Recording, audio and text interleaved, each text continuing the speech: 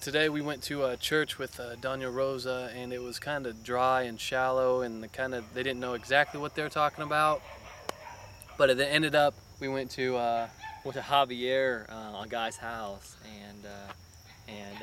we were gonna buy a pistol, and ended up from the town drunk pretty much. The town drunk came over, and we were kind of like, oh man, okay. This guy's kind of shady looking. Maybe we shouldn't buy it, but we ended up we had to get on a little taxi, motorcycle taxi, to go to the ATM. Came back, and he had a mob, like it was him, like a mob, and we were like freaking out. We're like, oh my god! And there's a guy just tatted up. He was a boxer that they used to live in the States. The guy that was a drunk got kicked out of the States, and he had to live here because he got kicked out of the States. So he's a big guy. The other guy's a boxer with sleeve tattoos, kind of pretty intimidating. Huge, I mean, big arms. And then another guy who trained a really famous boxer here in Nicaragua. And then ended up the big guy, actually his brother was a big name rapper here, so crazy how everything worked out. But anyways, go ahead. we drove up there to kind of get the transaction going. Get the pistol. Because I asked Javier, the guy who we have been working with and stuff, if he knew of a guy who had a pistol, and he said, yeah, there's a drunk across the street who has one.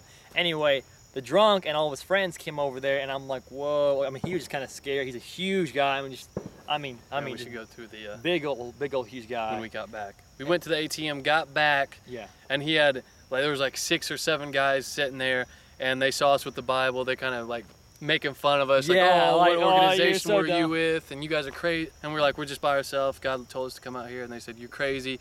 You guys are insane. You're right here. You guys don't know, like, why are you here? Yeah, like you're stupid. They kept on saying, like, are you stupid? Yeah. Like one of the guys kept on saying, like, are you serious? Like, why? What you don't know? Like, they kept calling us crazy gringos for even being where we were.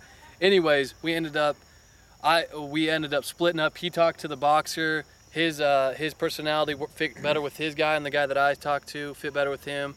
The town drunk pretty much got him where his eyes were watering, and pretty much converted him. Told him, like, give up everything. I used to be party scene. He's still in the party scene. Got kicked out of the United States. I was like, just give up your drinking, give up your smoking, and he was all for it. I was exactly what he needed to hear. I said, you always feel that thing deep inside that you're meant for more.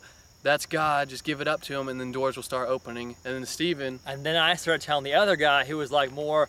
I mean, he had studied Judaism, he had studied Hinduism, he had studied Buddhism, I mean, just everything. Like, and he said that he had read the Bible from cover to cover, and I'm like, and he asked me, he's like, what is the difference between your religion, what you're preaching, and all those? And I said, and I basically went through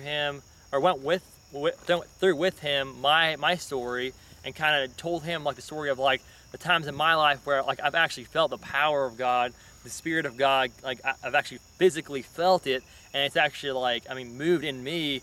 And then like that's what he needed to hear. He needed to hear about the physical part, and our personalities were perfect because we were both very like outgoing, like kind of yelling back and forth, and at the end of it, he was just like, I mean, well, at first the guy that I talked to was just like, you guys are stupid, mocking us completely mocking us. And then at the end, this guy was like, I will go with you. I will translate for you, for free. Like for free. For totally free. He will go with us and walk around the mountains and translate for us. Yeah. Like he was totally like just like the Spirit. Well, he asked me. He kept on saying like he spoke English, but he spoke like this street. He spoke like street kind of street slang from like New York and the barrio up there or whatever. And he kept on saying this word. He's like, what does that mean? He's like, do you know what that means? And I'm like, God, tell me what that means. And I'm like, and all of a sudden, bam, in my head, a word, ignorant, came to my mind. I'm like, ignorant. He's like, you know what it means? And I'm like, yeah. I'm like, the Spirit of God just told me what to say to you. And he's like, and then he was just at that point, he was just like, I mean, he was in